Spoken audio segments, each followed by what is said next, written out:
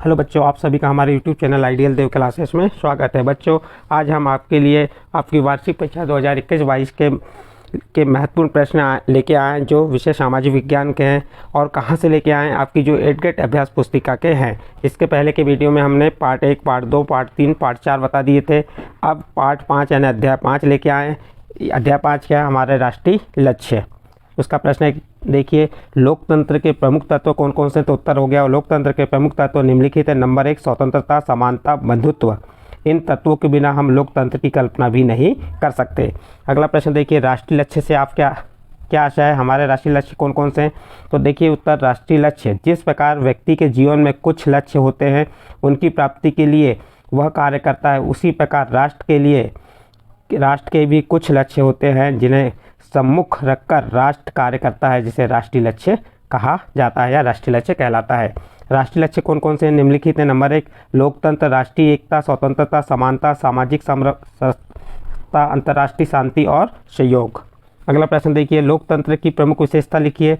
तो लोकतंत्र की प्रमुख विशेषता क्या है? नंबर 1, लोकतंत्र आम लोगों की भलाई का मनोरथ रखता है। नंबर 2, यह समानता के सिद्धांत पर आधारित है। नंबर 3, इससे लोगों की राजनीतिक शिक्षा मिलती है। इससे लोगों को राजनीतिक शिक्षा मिलती है किससे? लोकतंत्र से। अगला प्रश्न देखिए, प्रश्न नंबर 5, एक नागरिक के रूप में हमें किस प्रकार की स्वतंत्रता प्राप्त है? तो उत्तर देखिए, एक नागरिक के रूप में हमें ऐसे वातावरण और परिस्थितियों की आवश्यकता है जिसमें रहकर वह अपना विकास समुचित ढंग से कर सके।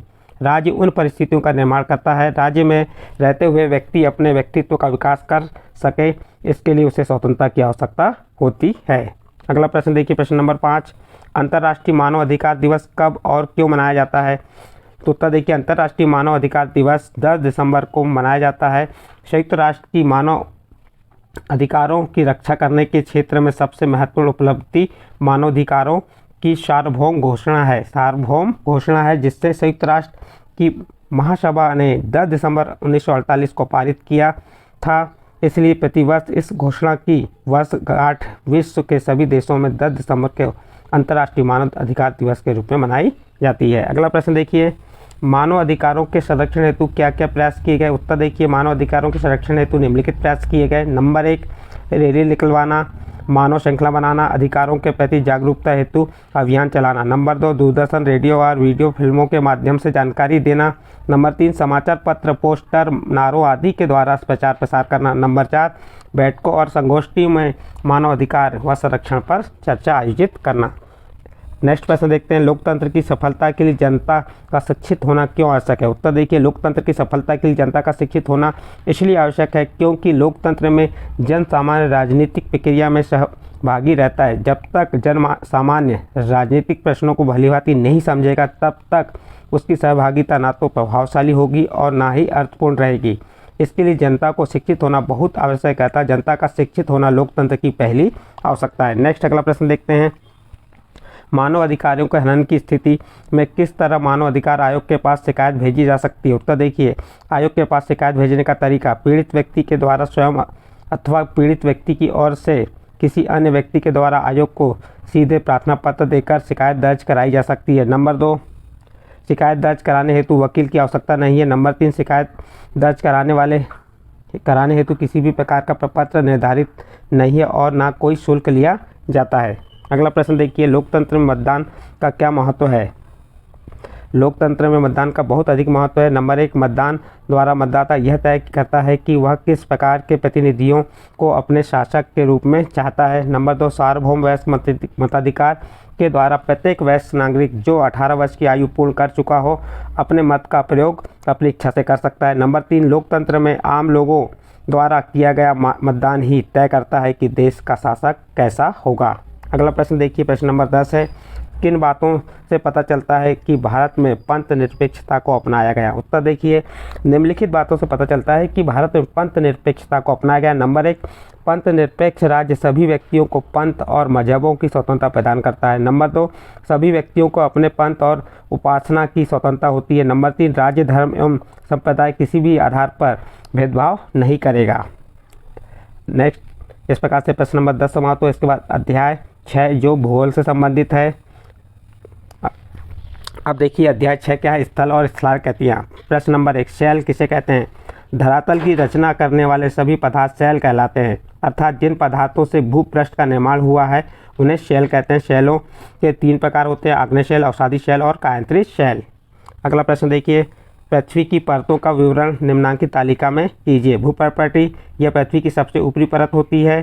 प्रवार भूपर्टी के नीचे की परत है और क्रोट पृथ्वी के नीचे की परत है। अगला प्रश्न देखिए, आग्नेय और अवसादी शैल में क्या भिन्नता है। आग्नेय शैल, इस शैल का निर्माण ज्वालामुखी के बाहर फेंके गए लावा अथवा उष्ण मैग्मा के भूपर्टी के नीचे ठंडा होने से हुआ है। और अवसादी शैल, ये विभिन्न शैलों के अपक्षय तथा अपरदन से प्राप्त अवसादों से निर्मित होती है।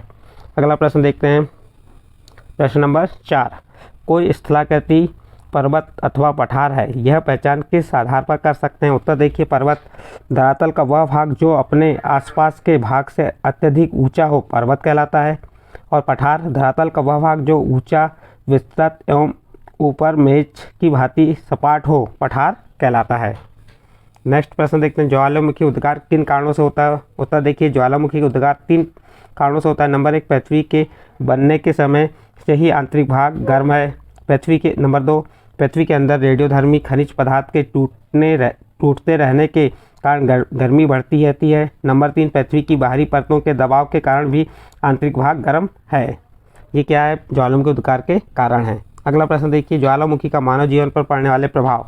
उत्तर देखिए, क्या है इसका उत्तर, ज्वालामुखी का मानव जीवन पड़ने वाले प्रभाव निम्नलिखित हैं। ज्वालामुखी से बहुमूल्य खनिज पदार्थों एवं उपजाऊ मिट्टी का निर्माण हुआ। ज्वालामुखी से मानव जीवन में कई लाभ के साथ हानियां भी होती हैं, जैसे मानव जीव जंतु, वनस्पति, कृषि क्षेत्र, मानव आवास, बड़े बड़े नगर जलकर नष्ट हो जाते हैं। अगला प्रश्न देखिए, वलन और भ्रंशन का अर्थ लिखिए। उत्तर देखिए, वलन, पृथ्वी के अंदर क्षैतिज भू संचलन द्वारा शैलों में लहरनुमा मोड़ पड़ जाते हैं, इन मोड़ों को वलन कहते हैं।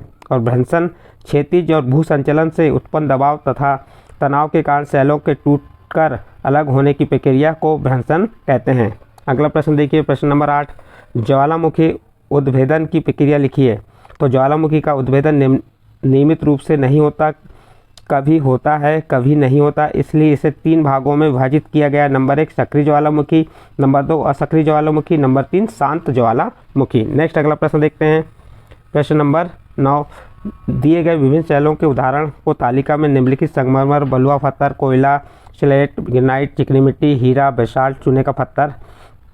तो देखिए कौन से यहाँ पे आग्नेय शैल है, कौन सी अवसाद शैल है और कांति शैल बताना है। तो ग्रेनाइट और बेसाल्ट क्या है, आग्नेय शैल, कोयला, बलुआ पत्थर, चूने का पत्थर, चिकनी मिट्टी क्या है, अवसादी शैल, और कांति शैल क्या होगी, स्लेट, संगमरमर, हीरा। नेक्स्ट प्रश्न देखते हैं, प्रश्न नंबर 10, भूकंप से होने वाले लाभ व हानियाँ। भूकंप से होने वाले लाभ, भूकंप से कभी कभी उपजाऊ भूमि उभर आती है। नंबर 2, इससे भू आकारों का निर्माण होता है। नंबर 3, इससे बहुमूल्य खनिज पदार्थ धरातल पर आ जाते हैं। नंबर 4, इनसे नीचे हो जाने वाले भूभाग पर झीलों का निर्माण होता है। अगला प्रश्न देखिए, भूकंप से हानियाँ, इसके आगे देखते हैं, भूकंप से कई हानियाँ होती हैं। नंबर 1, भूकंप से जनधन की हानि होती है, नदियों के मार्ग अवरुद्ध होने से भयंकर बाढ़ आ जाती हैं। नंबर 3, समुद्र में बहुत ऊंची विनाशकारी लहरें उठती हैं। नंबर 4, भूखंडों में दरारें पड़ जाती हैं तथा कुछ भाग नीचे धंस जाते हैं। इस प्रकार से आपका अध्याय 6 समाप्त हुआ। अब इसके बाद अध्याय 7 देखिए। अध्याय 7 क्या कह रहा है, परिवर्तनकारी महाशक्तियाँ। अपक्षय की प्रक्रिया से क्या आशय है, वह यह कितने प्रकार से होता है। नंबर 1, उत्तर देखिए इसका, अपक्षय एक स्थानीय प्रक्रिया है जिसमें चट्टानों का विघटन और अपघटन उनके मूल स्थान पर ही होता है। और प्रकार कौन से, भौतिक अपक्षय, रासायनिक अपक्षय और जैविक अपक्षय। उसका दूसरा नंबर देखिए, चट्टानों के फैलने व सिकुड़ने के क्या कारण हैं तथा इसके क्या परिणाम होते हैं। उत्तर देखिए, जब तापमान अत्यधिक बढ़ता है तब चट्टानें फैलती हैं और जब तापमान अत्यधिक गिर जाता है तब सिकुड़ जाती हैं। इस प्रकार फैलने और सिकुड़ने से चट्टानें चटक जाती हैं और उनमें दरारें पड़ जाती हैं। अगला प्रश्न देखिए, अपरदन चक्र किसे कहते हैं। उत्तर देखिए, अपक्षय के साथ साथ परिवर्तनकारी महाशक्तियाँ, जिन्हें अनाच्छादनकारी शक्तियाँ भी कहते हैं, धरातल को समतल करने के लिए निरंतर क्रियाशील रहते हुए अपरदन, परिवहन और निक्षेपण का कार्य करती हैं। इसे ही अपरदन चक्र कहते हैं। नेक्स्ट अगला प्रश्न देखिए, नदी महाखंड का निर्माण किस प्रकार करती है। नदी महाखंड का निर्माण किस प्रकार करती है, इसके 2 उदाहरण लिखिए। तो उत्तर देखिए, नदी अपने ऊपरी भाग में उद्गम के पास और अपनी युवा अवस्था में नदी का प्रमुख कार्य अपनी घाटी को गहरा करना होता है। इसके कारण गहरी कंदराएँ महाखंड का निर्माण होता है, जैसे उदाहरण के लिए जबलपुर के पास भेड़ा घाट। अगला प्रश्न देखिए, पवन के निक्षेपण से बनने वाली किसी एक स्थलाकृति के बारे में लिखिए। उत्तर देखिए, पवन निक्षेपण से बनने वाली एक स्थलाकृति हो गई बालू के टीले। बालू के मिश्रित पवन के मार्ग में अवरोध आने पर बालू के ढेर टीलों के रूप में निर्मित होते हैं। ये अर्धचक्राकार टीले होते हैं। पवन निक्षेपण से बनने वाले बालू के टीले कहलाते हैं। अगला प्रश्न, समुद्री लहरों के अपतन से बनने वाली स्थलाकृतियों के नाम लिखिए। समुद्र की शक्तिशाली लहरें निरंतर तटीय भागों पर स्थिर कठोर चट्टानों पर प्रहार रहती हैं। इसके कारण चट्टानों के अपतन से समुद्री भृंगु, समुद्री गुफाएं, मेहराबे, स्तंभ आदि स्थलाकृतियों का निर्माण होता है। अगला प्रश्न देखिए, नदी अपरदन कितने प्रकार से करती है, उनके बारे में संक्षेप में लिखिए। नदी अपरदन 4 प्रकार से करती है। नंबर 1, अपघर्षण बहाव के साथ चट्टानी टुकड़े तली और किनारों को खुरचते और घिसटते चलते हैं। नंबर 2, घुलन। नदी जल के संपर्क में आने वाली घुलनशील चट्टानों पर रासायनिक प्रक्रिया द्वारा घुले पदार्थ जल के में बह जाते हैं। और नंबर 3, भौतिक दाब शक्ति द्वारा। और नंबर 4, सन्नी घर्षण द्वारा। अगला प्रश्न देखिए, प्रश्न 8, एस्चुरी का निर्माण किस प्रकार होता है? भारत में कौन सी नदियाँ यह स्थलाकृतियाँ निर्मित करती हैं? समुद्र में गिरने वाली कुछ नदियाँ अपने मुहाने पर डेल्टा नहीं बनाती। ऐसे मुहाने पर ज्वार भाटा और समुद्री धाराएं यहाँ के सारे अवसादों को गहरे समुद्र में बहा ले जाती हैं। ऐसी स्थलाकृतियों को एस्चुरी कहते हैं। भारत की नर्मदा नदी तथा ताप्ती नदी अपने मुहाने पर एस्चुरी बनाती हैं। अगला प्रश्न देखिए, मृदा निर्माण के कौन कौन से कारक होते हैं? किसी एक कारक की मृदा निर्माण संबंधी प्रक्रिया लिखिए। मृदा निर्माण में मूल चट्टानें, धरातली बनावट, जलवायु, समय एवं वनस्पति, जीव जंतु आदि कारक होते हैं। यहाँ पे हम एक कारक का विवरण देना जो समय का दिए हैं।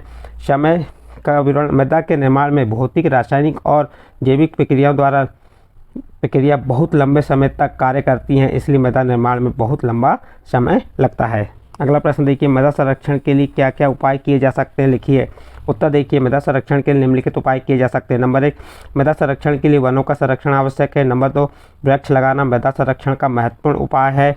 नंबर 3, जल द्वारा बनी ऊबड़ खाबड़ भूमियों को समतल बनाकर मृदा अपरदन को रोका जा सकता है। नंबर 4, बाढ़ नियंत्रण, नियोजित चराई, सीढ़ीदार खेत बनाकर मृदा का संरक्षण किया जा सकता है। इस प्रकार से आपका अध्याय 11 खत्म हुआ। अध्याय 12 क्या है? भारत की रक्षा व्यवस्था। इसका प्रश्न नंबर 1 है, भारतीय रक्षा सेना के प्रमुख अंग कौन कौन से हैं, उनके नाम लिखिए। तो उत्तर देखिए, भारतीय रक्षा सेना के प्रमुख 3 अंग होते हैं। नंबर 1, थल सेना, नौसेना और वायु सेना। अगला प्रश्न देखिए, थल सेना को कितने क्षेत्रों में संगठित किया है, उनके नाम बताइए। थल सेना को 5 क्षेत्रों में संगठित किया गया है, उनके नाम निम्नलिखित हैं। नंबर 1, केंद्रीय क्षेत्र। नंबर 2, पूर्वी क्षेत्र। नंबर 3, पश्चिमी क्षेत्र। नंबर 4, उत्तरी तथा नंबर 5, दक्षिणी कमान। इसके बाद अगला प्रश्न नंबर 3 देखिए, नौसेना के संगठन को कितने क्षेत्रीय कमानों में विभक्त किया गया है, उनके नाम लिखिए। तो नौसेना के संगठन को 3 क्षेत्रीय कमानों में विभक्त किया गया है, जो इसके प्रमुख प्रशिक्षण केंद्र भी हैं। ये इस प्रकार हैं: पूर्वी नौसेना कमान विशाखापट्टनम, पश्चिमी नौसेना कमान मुंबई एवं दक्षिणी नौसेना कमान कोचीन। प्रत्येक कमान के अलग अलग मुख्य अधिकारी हैं। अगला प्रश्न देखिए, प्रश्न नंबर 4, थल सेना में सैनिक वर्ग पदक्रम की तालिका बताइए। तो आप इस प्रकार से इसको तालिका बना सकते हैं: सिपाही, लॉन्स नायर, नायक, हवलदार, सूबेदार, मेजर। ये क्या हो गया? थल सेना के सैनिक वर्ग पदक्रम की तालिका। अगला प्रश्न देखिए, वायुसेना के अधिकारी वर्ग पदक्रम की तालिका। तो इसे बना सकते हैं वायुसेना के अधिकारी वर्ग के पदक्रम की तालिका। तो flying officer, flying lieutenant, squadron leader, wing commander, group commander, air commander, air vice marshal, air chief marshal. अगला प्रश्न देखते हैं, वायुसेना के प्रमुख कमान कौन कौन से स्थानों पर बनाई गई है, इनके मुख्य अधिकारी किस रैंक के होते हैं? भारतीय वायुसेना के मुख्यालय नई दिल्ली में है। क्या है? भारतीय वायुसेना का मुख्यालय नई दिल्ली में है। इसकी 6 प्रमुख कमान एवं 1 रखरखाव कमान नागपुर महाराष्ट्र में है। वायुसेना के 6 प्रमुख कमान इस प्रकार हैं: पूर्वी, पश्चिमी, मध्य, दक्षिणी, पश्चिमी। इन कमानों के अलग अलग मुख्य अधिकारी हैं जो एयर मार्शल रैंक के होते हैं। अगला प्रश्न देखिए, प्रश्न नंबर 7, भारतीय सेना की संयुक्त कमान की स्थापना कब व कहाँ की गई? उत्तर देखिए, सन 2001 से नौसेना थल सेना की संयुक्त कमान की स्थापना निकोबार द्वीप समूह में की गई। अगला प्रश्न देखते हैं, शांति काल में रक्षा सेना का क्या योगदान होता है? उत्तर देखिए, रक्षा सेना शांति काल में समाज सेवा के अनेक प्रकार के कार्य करती, जैसे बाढ़, भूकंप, अन्य प्राकृतिक प्रकोपों व बड़ी दुर्घटनाओं के समय पर राहत कार्य करना।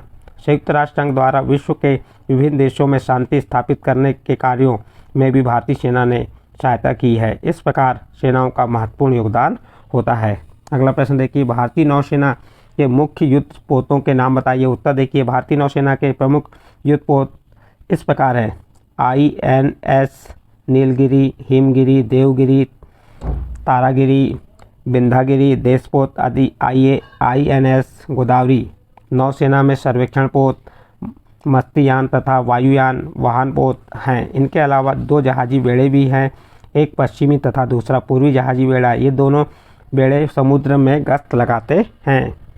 अगला प्रश्न देखिए, विद्यालय में नेशनल कैडेट कोर NCC का गठन किस उद्देश्य को ध्यान में रखकर किया गया है? विद्यालयों के छात्र छात्राओं के अनुशासन व सैन्य अभिरुचि जागृत करने हेतु नेशनल कैडेट कोर, जिसे NCC कहते हैं, का गठन किया गया। इसके अलावा प्रादेशिक सेना का भी गठन किया गया। यह उन नागरिकों की सेना है जो देश की रक्षा में भाग लेना चाहते हैं। इस प्रकार से आपका यहाँ पे यह अध्याय समाप्त हुआ। आपको हमने इस वीडियो में अध्याय कहाँ से स्टार्ट किए थे, जो आपका अध्याय स्टार्ट हुआ था अध्याय 5, 6, 7 और 12 अध्याय। तो इस प्रकार इस वीडियो में हमने 4 अध्याय बताए। यदि बच्चों आपको ये वीडियो पसंद आता है तो इसे लाइक, सब्सक्राइब और अन्य ग्रुप पर शेयर जरूर कीजिए, क्योंकि आपकी जो वार्षिक परीक्षा में है तो कहाँ से प्रश्न पूछे जा रहे हैं, 8 गेट अभ्यास पुस्तिका से ही पूछे जा रहे हैं। ठीक है बच्चों।